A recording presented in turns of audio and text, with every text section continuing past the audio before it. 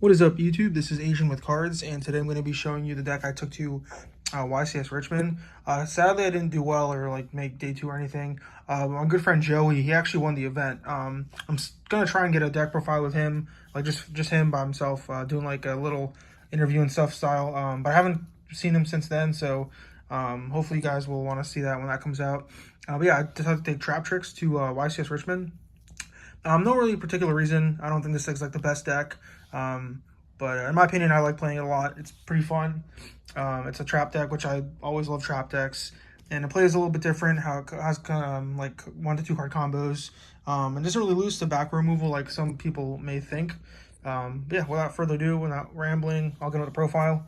It is pretty late when I'm doing this profile, so if I yawn or which I'm about to right now, yeah, please disregard that. And sorry, I misplaced my tripod, so I'm just using my I'm doing this one-handed. So yeah, without further ado, this is the deck I took to YCS Richmond, which was last week.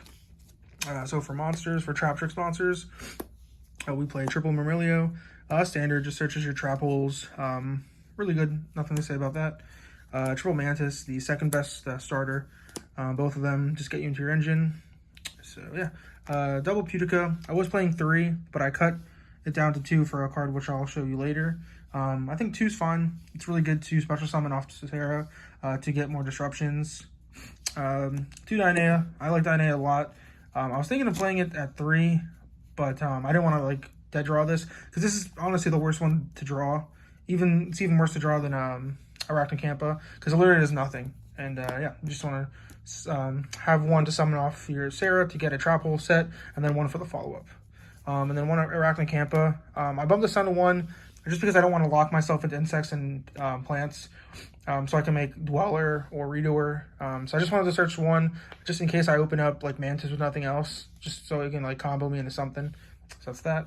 So that's it for the Traptrix monsters. And for other monster extenders / trap extenders, we play the Triple Parallel Exceed. I was playing this at 2, but I bumped it up to 3 just because turn 1, I just want to make like a big enough board as I can with like Dweller, stuff like that. So I think 2's fine, or 3's fine in my opinion. And then 2 Shade Brigandine. I was back and forth between like 3 of this and 2 of this, but I just wanted to play instead of 3 copies of this, just because going second, if you like Imperm or evenly your opponent, this can be kind of dead. But I feel like this also can get Ash, which just can't. So they have like their pros and their cons. But inevitably, I just felt like Parallel Exceed was the one I wanted to play. So that's it for the 5 extenders. For trap holes, I condensed it a lot since I've been playing the deck. Triple Holtea, standard. This card is like the best card. A lot of people just think it's an extender, but it's honestly like a form of disruption. Because if you set 1 and then you're on your opponent's turn, you can activate it. Then trigger Sarah to summon Putica, and that's an interruption there, and it's 2 bodies, so you have follow up. It's really good in the grave because it's like a monster reborn. This card's just insane. You play the Riv, so I'd play more if I could. And then for regular trap holes, I play the 1 Time Space, the 1 Gravedigger, and the 1 Floodgate. Unfortunately, I had to cut down to this ratio, and I did take out the Traptrix Trap Hole Nightmare, which I missed a couple times. When I get over my matchups, you'll see why. But this is all I really thought I needed. So Time Space is just good against Unchained because you're able to shuffle stuff back. It's good against Tier also. This is good against Unchained and Tier. And this is just something in case like any matchup really, like against if anyone's still playing like Hashtira or any like normal summon reliant deck like Sprite, I just want to have this in there. So that's that. Also, this can be good sometimes too against Unchained, depending on how well they open. You can like cut off their lines of play with booking something. For spells, the 1 Garden. This is another card that I wanted to try playing too, but I just realized that it can be a brick sometimes. So yeah, 2's fine, or 1's fine, sorry. And then Triple Prosperity.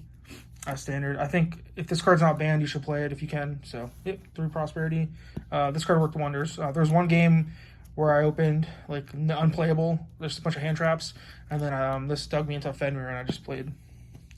So, yeah, speaking of Fenrir, double Fenrir. I was playing 3 at one point, but I cut it to 2. Just because you don't want to open multiples of these. It's because you can only use one once a turn. So 2's fine. It's funny if like you open it up and you like special summon it, use the effect like Ash it or something, and then you just like pop off with your Traptrix engine. For other, I guess like non-engine / like defensive cards, Triple Ash Blossom, standard. Nothing to say about that. Triple Shifter. I still think this card's really good this format because Unchained can lose to it to some degree. And tier can lose to it because tier's like been everywhere in my opinion. Like locals, like the meta scene, like his card, like tier's just everywhere. So this deck has a pretty rough matchup versus tier if they get going. So yeah, just 3 of those. Triple Imperm, standard. This can also combo well with Holtea, so really good. And then lastly, triple evenly. Could against Unchained. So yeah. And also this can be a blowout against Rescue Ace.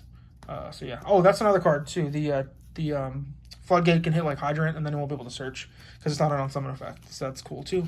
I didn't play any Rescue Ace, which is weird. So that's I believe it's 41, if I'm not mistaken. So for the extra, triple Sarah, standard. I've honestly been testing like 2 and like a lot of times, and there's like always like one game where I need 3 against like a grindier deck. So I just played 3 for that reason. So yeah.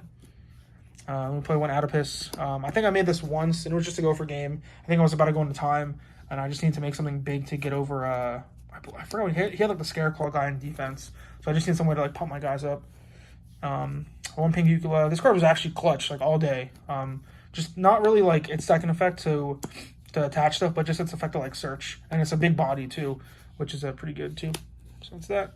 1 Rafflesia. I was playing 2 of this for the longest time, but a lot of the Traptrix players I talked to, or like the Traptrix group, they think just 1 is fine. And honestly, I didn't miss it. There was one time where I did miss it, but I think I made a Maguska instead, which was fine because it stalled my opponent out, and then I was able to OTK in the next turn. So yeah, pretty good. The 1 Alamaris. I think I summoned this once, and it didn't really do anything. I just used this effect to bring back a Pudica to banish something and attack directly. That's about it. 1 Exciton.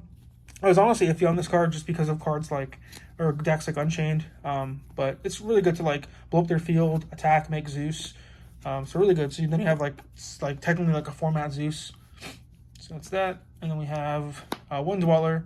Just if I'm going blind, I usually make Dweller if I have like a really good opening hand. 1 Baguska. This card's not really as good with that SP.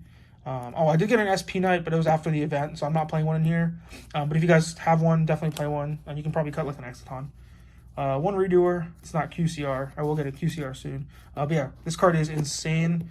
Like every matchup, crazy. The amount of times like you take a spell and just draw 1 and like bounce 1 is just insane. Card's crazy. And then when it comes back, you can just like attach something, attack, make Zeus. It's a crazy card. And then my Zeus package. I'm not seeing like no one play this package, but it's so good. It beats over like everything in the meta right now. And you're just able to like slap Zeus, which is really cool. Like no one ever expects this. Like when I summon the Spriggans, they like read it, and I'm like, sure, yeah, you can read that card. And then I just slap this on, and they have to read this, and then yeah, just attack, make Zeus. So it's hilarious. But like any rank 4 deck I play that has room, I definitely would fit these cards in. They're just insane. And the new guy, the Typhon. I made this once against Vanadium, and he had the trap card to like negate it, so it didn't really come up. But I didn't really make it that often. But if you have space, it's good to play. And then the 1 Zeus. That's it for the extra. And then for side, triple Droll, standard. In hindsight, okay, so my matchups, I played 3 Vanadium, I believe, day 1. Or like the only day, because I didn't make day 2. But I played 3 Vanadium, and they were like all in a row. So in hindsight, I should have made this. And I also play against 2 Makonko. I beat both of them. The Makonko matchup's not that hard because you have Redoer, so that wasn't that bad. Yeah, triple Droll, and then triple Nib for combo decks. Unfortunately, it's not really that good against Vanadium. Come to find out, because they have a lot of ways to play around this. Triple Dark Ruler. Sorry. I wasn't sure how I felt about this, honestly, because they have that trap card in Vanadium that is just a counter trap. So I wasn't really sure if I needed to play this, because they can just like out this, and you really can't do anything. But it was okay. It can be good against Unchained, depending on what they have. But yeah, it could be like a good flex spot. And this card was MVP. Grave of the Super Ancient Organism. Yeah, so I played against, yeah, like I said, 3 Vanadium, and all 3 of them went to game 3, sadly. And every game through I went first, and I had this card. I think 2 out of 3 times I opened it because I had Prosperity, so you dig through your whole deck. And this card just won me the game flat out. My opponent had to read it like 3 times, and I'm like, yeah, you just can't really play. And then it like, yeah, it couldn't do anything. So yeah, this card's like insane if you can play it. Highly recommend playing it. It's good to also go like Branded, Labyrinth, Chimera, anything like that. And lastly, we have Triple Judgment. I didn't see this at all. I didn't draw it. I didn't activate it. None. Not once. But I did side it in like all the time. I just didn't see it. So guys, that's my profile for Richmond. I believe I was X2, I think up until like round 6 or 7, and then I lost. I forgot what my third loss was. I lost like around 7 or 8, I believe. Sorry, yeah, this was like a week ago, so I'm not sure. But yeah, I did pretty well for like my opinion. And a lot of people still don't know what this deck does, which is funny. But yeah, definitely like Traptrix, guys. It's definitely a really cool deck if you guys like this sort of play style. But yeah, guys, thanks for watching, and yeah, thanks for all the subscribers I've been getting recently. So yeah, peace, guys. Thank you.